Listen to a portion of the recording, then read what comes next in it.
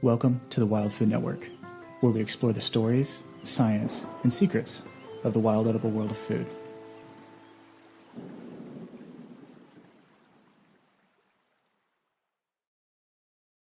Welcome to the Foraging Report. I am your co-host Andy, and this is Tria, the forager, and we're going to talk about the weather. And we're also going to talk about, it's August 2025, so what are you guys finding? Where to find it? Tips and tricks as we go around the map and make our way west. Starting with Florida, most likely chanterelles right now, oyster mushrooms, things like that. You want to stick around moist areas. I mean, it's not hard to find. You've got many lakes, and the best advice that I have for people in the southeast is find any sort of hardwood forest. Oaks, could be anything, and go to it. I grew up in the southeast in North Carolina in this area, and it was very similar. I think Atlanta this week is like in the 90s, which is it's 90s, but it's humid. I mean, if we click into anywhere, like let's go up into the Georgia mountains, for example. This is Chanterelle Wonderland, by the way. I don't know if anybody really understands the amount of forest here. Millions of acres. Pretty much no one really there's no established towns, so there's like these huge chunks of hardwood forests. And there's a species of chanterelle that grows here. It's called the smooth chanterelle, and it's a beautiful mushroom. And you can see where like the mountains get pretty rugged up here in the northern part of the state of Georgia. And this entire like loop right here is just filled to the brim with chanterelles. And it's really cool because there's the chefs really like them.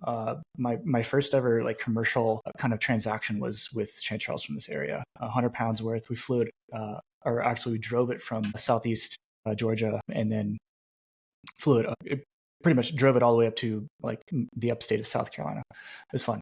But yeah, the southeast is pretty manageable this week. I would say like just get out. It usually rains every afternoon there, and I would say you really can't go wrong with just like going to the nearest park, forest.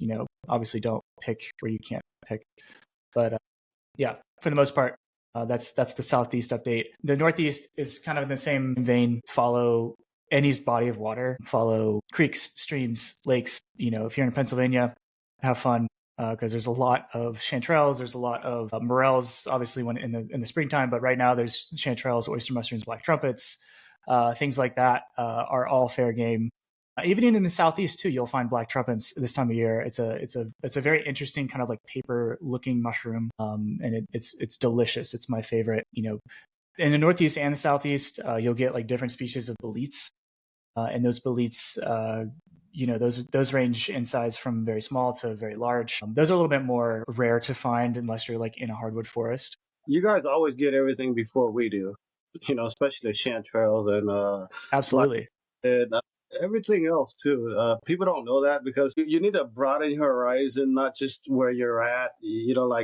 See, I started paying attention to what the East Coast people are doing, and like, dang, they're picking way before we are, Mm-hmm. and we Mm-hmm. won't get that till a month later or something like that.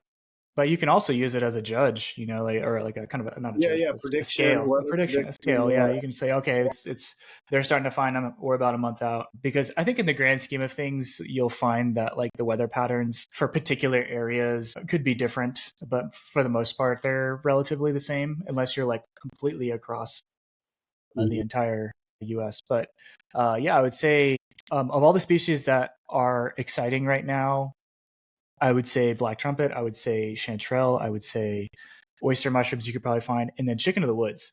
So chicken of the woods is one of those that I think a lot of people don't give enough credit for.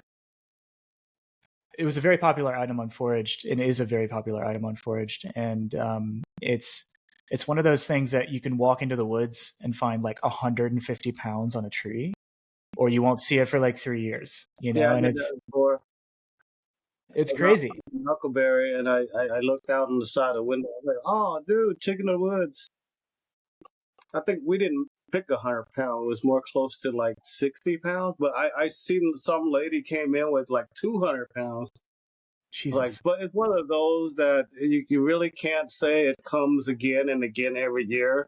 Yeah. It's like it's hit or miss. Yeah, and they're one of the choice edibles. When you do find them, you find them. When you don't, you don't. That's basically it. yeah, that's that's fair. That's fair. Making our way over west, I'm trying to kind of do like a pretty broad brushstroke here, but I would say like just Minnesota, like North Dakota, South Dakota, all of these regions that are like a little bit in the Midwest, and Yeah, then Michigan. truly in the Midwest, Michigan, chanterelles are popping right now. We've got someone in Michigan that we both know that is finding a lot of them. The little red cinnabar chanterelles too; those are cool. Those are Yeah, out. I used to find those along the creeks in Appalachia, like where I would walk in the creek and like just pick off the banks yeah. because they love water so much, but they're tiny, and then you just got to Yeah, find a lot. they're minuscule. It was like it would take a whole day to even pick maybe a pound or so. Yeah, yeah, absolutely. And that's the name of the game with chanterelles is some of them can be very small. And it takes quite a bit. The Yeah, ones but out I west are a love lot the bigger. vibrant color though. That red vibrant Yeah, color. Oh my yeah, god. I know. Moving west to the mountains, I am in Boulder, Colorado. So I'll give you my report for the Rocky Mountains. It's very dry. We have like 3 fires right now. 3 or 4 fires maybe. One's over 100,000 acres, which is insane. But it's going to be very good morel picking, though. I will I'll say see you it's there going next year. to. You know where we'll be come May and June in that fire. For the overall soil moisture of Colorado, um, it's relatively dry in most places. This is a really, really generous scale. For the most part, this would be solid red, but I wanted to get in some sort of positive affirmation on foraging right now because it's just really dry. For the most part, like everything is under 40% soil moisture, which is very dry. I have known some people who went up north to last week. They went up to this section of like Medicine Bow Peak area, and they found quite a bit, but it was still a little dry. They found Matsutake up there, I think, at some point. Yeah, for the most part, it's really dry. The Mm. rate, I mean, it's mid-August, so like season's quickly coming to a close for us. I think we have another solid month before we start seeing snow in the high country. So the clock's ticking for moisture. I don't think it's going to be a crazy year, but there's definitely still some fun to be had. And just again, same rule: follow the creeks, follow the lakes. Each mountain range is different, especially when you get down New Mexico. Northern New Mexico has a lot of chanterelles right now. They have a lot of chanterelles regardless. Chanterelles are a little bit more drought resistant than say porcini. Porcini, they're big mushrooms, so they need like quite a bit of moisture. And a consistent moisture. Wouldn't you say? Like I would say, like a consistent moisture across like several weeks. Yes, yes. That's why it's very crucial during the summer months to get a little rain here and there just to keep the ground moist so the Yes, mushroom will keep fruiting. yes. And not just the current mushroom. You're talking about, mycelium growth underground for, mushroom that's going to be coming up in, prior months as well. Yeah, and if you take a look at like the habitat maps on wildfoodnetwork.com, I will have a lot more for the greater U.S. very shortly. But I'm working on Colorado and New Mexico right now, and then I'm moving my way over to Washington and Oregon, and then I'm going to move my way over to the east. So patience, it just takes quite a while to get these habitat maps. So thank you for your patience. But as you can see, the rainbow chanterelle probably your best bet right now because it is super drought. It's not super, but it's fairly drought tolerant. It's not going to be super buggy. People are finding a lot of patches down here in these mountain ranges, so have fun. Go down there, find you a good Forest Service road. If you take a look at the public lands layer, you can see that there's quite a bit of public land in all of these mountain ranges. So you'll be able to find at least a couple spots. If you want to see both of them in unison, remember just switch the public lands layer on and then also search at the same time. So yeah, lots of goodies to be had in Colorado and New Mexico. We got about another month, as I said. And then it's about the same story for the Southwest. Lobster season and lobster too. I forgot to mention lobster. Lobster is a really good one too. I mean, you're picking lobster right now in the Pacific Northwest, but I meant more so in the Rocky Mountains. It's also pretty drought tolerant. Check your ponderosas. Check all of the places that are not super high up. They don't grow in higher elevations, but for the most part, lobster and the chanterelle are your best bet right now. And this carries over into Utah. This carries over into Montana and Wyoming, and also into Idaho. I've seen videos of lobsters in Arizona. Yeah, Arizona actually has quite a few lobsters. If you go, I've heard it's out by White River or even out in like the Central Mountains here, but you have to find moisture. It Yeah. is you got to find moisture. Even in these bigger mountain ranges, it's still really dry. Mm-hmm. But on the back end, like the north facing slopes, that you'll find a little bit more. It's a little cooler, a little bit more moist, and that's I have yet to make my way over there, but we should definitely go down there on a good year. I can't wait to get the soil moisture maps for those areas because it's every little bit counts. And then you were telling me about moving up into the Pacific Northwest here. You were telling me about northern Idaho is now producing quite a bit of porcini. Is that what you're saying? Yeah, somebody found porcini, Boletus edulis, so that is the fall king, up in around 6,000 feet in northern Idaho somewhere. Bonners Ferry area, I think. Possibly could be it. I mean, Bonner Ferry is only not too far from Canada, so. Well, here we find porcini in the huckleberry area, and I was around that area picking huckleberries, so why not? Yeah, it looks like looking at the moisture readings here, it looks like northwest of Bonners Ferry has like the best picking right now. It's still a little dry in some of these valleys. I always like to just go on wildfooddnetwork.com and just use the maps as kind of like a scouting mission in a way and find any ravine, any large valley, and basically like click your cursor on any part of the valley and find the most moist part of it until I can get everyone rather. The maps for Idaho, the habitat maps, any of these valleys will do. I try and find, somewhat of an open area amongst the forest. You don't want super dense woods for porcini. And then I mean, No, you don't. Idaho huckleberry, is it over? Is it still producing? Do you think? What do you think? I think it's still producing. It's probably on his last leg because Yeah. once we start getting here in the Pacific Northwest, here around Washington, in the Gifford area, Mm-hmm. Idaho is pretty much close to the end because Yeah, makes their sense. berries are getting too soft, and it'd be a hassle to pick. It's late. It's late. It makes sense. Like I mean, August 16th. Like you're gonna get the heat. You're gonna get the wildlife. You're gonna get a lot of the Yeah. this stuff, which is fine. That's nature, right? Like Oh, it's been a spectacular year for the huckleberries down there. Like I was like, well, if people were raking last year, that didn't seem like it bothered it this year. yeah, that's weird. I mean, they don't. You can't rake this year, right? That's obvious. No, you can't rake this That's year, what I but thought. I was gonna say previous that was year, a yeah, pretty obvious rule that they stated this year. and no commercial. You got to add no commercial there. You can pick as much as you want. There's no limit to picking, berries in Idaho, Yeah. huckleberries in Idaho. It's just you can't do it commercially or you can't use a rake. I want to quickly shout out Utah. I spent a couple years in Utah. Pointing at my hat, I'm wearing a Park City hat. Rep in Park City. A lot of good mountain ranges around Park City. A lot of good mountain ranges in Utah. Utah is a very good place to forage when the weather is right. It's a pretty dry year this year. I'm pretty sure they also have some fires. They had a pretty bad one last year. For the most part, porcini, chanterelles, and shrimp russula. If you crazy people out there are foraging shrimp russulas, it's a beautiful mushroom, but it's hard to identify. Russulas are notoriously difficult to kind of hammer down because they have so many varying colors, Yeah, they do. and they're all very similar, obviously. So, and then for the most part, stick to the lakes, stick to the rivers. You want to stick as high elevation right now. It's August, like go as high as you possibly can before you reach timberline. Looking at some of these places, it's really dry. I mean, 19% soil moisture. That's really, really dry. Probably not. It's pretty country. Let's just put it that way. Making our way up to you. The forager lives in Washington State and has claimed the Pacific Northwest as his picking grounds. What are you seeing right now? You're seeing lobster mushroom. I'm seeing lobster mushroom, and there is chanterelles, Okay. slowly popping up. But lobster, they're more hardier than yellow chanterelle. They can handle the dryness way better than any mushroom. I think. Yeah. Lobster has been going on since early August, beginning of August. So we're still, and it's not really fully blown. We did get rain like last week, and also last night we got rain yesterday and last night. So it's really looking good up here in Washington State and Pacific Northwest.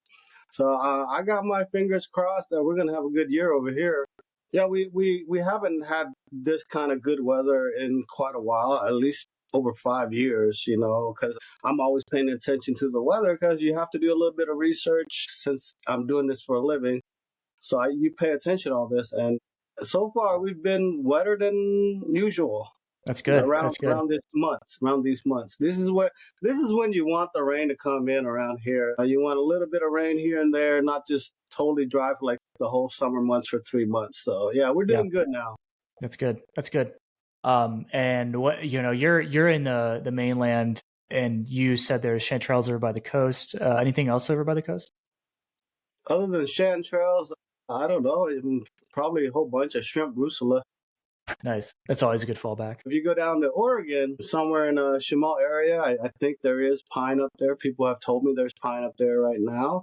Okay. But the only catch is season's not open, so you're not allowed to go pick there commercially. It's all high country, high desert country, but it's probably the mecca for pine mushroom, in my Yeah. opinion. Yeah, that was where pine got really expensive a couple years ago, right? Oh, this is not a couple years ago. It's been a while. It was like $500 a pound. Mm, it's crazy.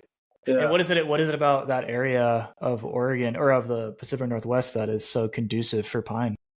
Well, I think it's the abundance of mycelium that's over there, and it's a whole different habitat. It's kind of, some areas are sandy, and some area are like condensed black dirt. So there's many different types of habitat down there, but every habitat up there, for some reason, there's pine mushroom all over the place. So the mycelium network must be really, really strong down up there in Hmm. a Chemal. Yeah. Very cool. I cannot wait to get out there and get some more pine. They like it in the fall. Some people have been finding it in Colorado actually, but they like it usually when it's a little cooler after the summer. It's not like a morel where it likes a little cooler at the beginning of the season. This is Yes. more of a mushroom that enjoys like cooler weather. Yeah, they prefer cooler weather, but also every so often, a little bit of heat doesn't hurt it to stimulate, more growth, in my opinion. Yeah. It's off and on, and then even rain, right? If it just constantly rain, that's not good for it either. It needs No. a combination of both, because if it rains too much, the mushroom will get moldy, fungus on fungus, basically. Yeah. Yeah. Yeah, and too much rain also eats up the stems of the masatake too. They get really bad. So too much rain is no good. Not enough rain is really no good. But you want a combination of both: rain, sun. Just not lacking either one. For two period. Yeah, that makes sense. What's your kind of gut feeling for this season of the Pacific Northwest for Matsutake? I think it's going to be good. I think at least above average, at least average to above average. It's not like prior years where like she barely the whole season only found like a basket one year. That's crazy. Is the moisture falling now foreshadow like what the truffle season is? Well, my truffle knowledge is very limited. But as far as I know, I think it all goes back to the mushroom needs, you know, uh, needs both sunshine and rain. But truffle, they thrive more, I heard, on dark areas. When I was talking to my friend Jules, he said, Mhm. yeah, they prefer like dark, dense forests more. Interesting.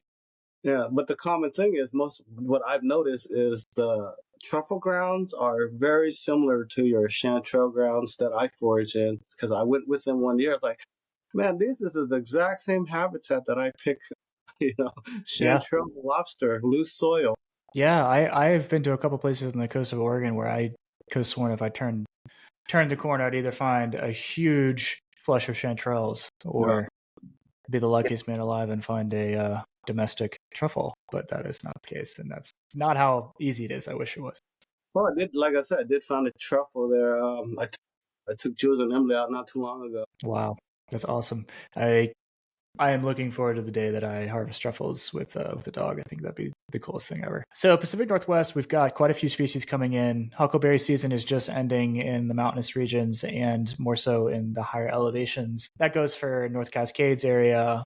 That goes for the greater volcanic area of Rainier, Gifford Pinchot, Mount Hood National Forest, Willamette. California, fairly similar to the Pacific Northwest in the sense of you want to stick to lush forests. You want to at least, if it's crunchy, you can still try it, but chances are pretty low unless it's been raining off and on for a week or two. You want that consistent kind of soaking. Like this late in the season, if you get a really, really intense rainfall, maybe you'll have a pretty decent flush. But if it's already dry in your neck of the woods, then still go out, still have fun. But you just want to stick to the rivers and the creeks. That's your best bet. Any water source. Well, thanks for joining me. Catch you next time. See ya. Thank you for listening to the Wild Food Network podcast. For maps, forecasts, and more, visit wildfoodnetwork.com.